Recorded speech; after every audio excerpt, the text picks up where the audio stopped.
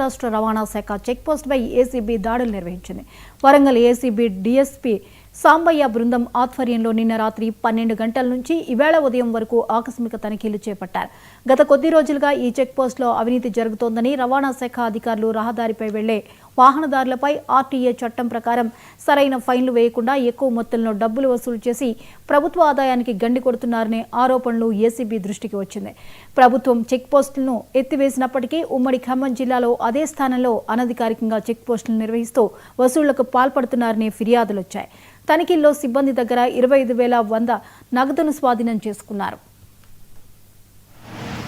Palvancha RTA check పోస్టులో గత కొద్ది రోజులుగా సిబ్బంది అవినీతికి పాల్పడుతున్నట్లుగా ఆరోపణలున్న నేపథ్యంలో మా పై అధికారుల సూచన మేరకు గత రాత్రి 12:30 గంటల నుండి ఇప్పటి వరకు తనిఖీలు చేయడం జరిగింది. ఈ చెక్ పోస్టులో పర్మిట్స్ ఇవ్వడం కానీ, ఓవర్లోడ్ ఫైన్స్ రాయడం కానీ, ట్యాక్స్ కలెక్షన్స్ కానీ రాయాల్సింది రాయకుండా ఓవర్లుక్ చేయడం గాను ఈ రహదారిలో వచ్చిపోయే వాహనాల నుండి చలాన్స్ ఎలాంటి రసీదులు ఇవ్వకుండా అమౌంట్స్ వసూలు చేస్తున్నట్లుగా తేలింది.